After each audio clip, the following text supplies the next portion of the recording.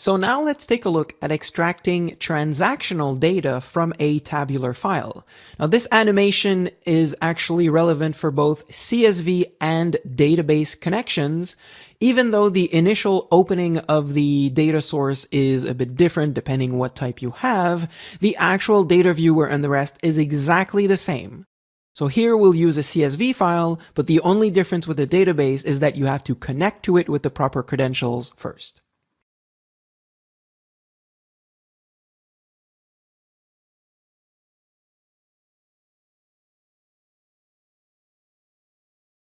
Now, when you have transactional tabular data, the first thing that's important to do is to define the boundaries. So define how many rows or how many lines inside of your data source refer to a specific record.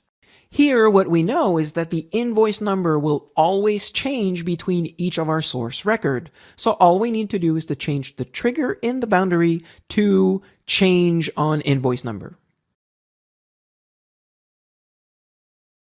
So here what we have is a variable number of rows between each of the source records. So if I switch to the second record, you'll see that we have a different number of lines. So obviously we're not going to do a static extraction of each of those lines. We're going to need to add a loop to our extraction. But first, we need to extract the promotional information in the same way that we do in the other CSV. So let me select all the information that does not change from line to line. We'll only extract it once.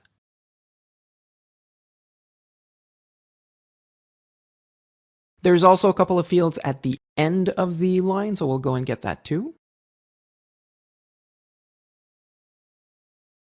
And now we're ready to extract the transactional information, which is all the fields here that aren't in blue. So all the fields that change on all the rows, this is what we need to put in what we call the detail table. So the detail table will contain a number of entries that is equivalent to the number of rows in the source record. We start by simply adding the loop. Because this is a CSV file, we only need to go through each line, so the loop is pretty simple. And then within that loop, we extract the lines that we want.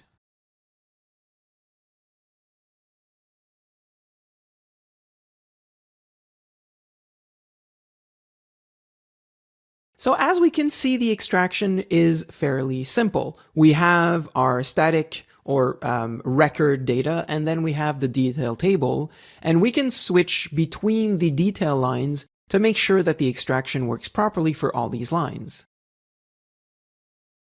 Now, tabular data is generally very stable in the sense that you won't have different types of data depending on the line. This may happen in very weird data samples, but we're not going to cover it because it's not standard. Normally, every line has the same fields. Now let's go through the process really quickly.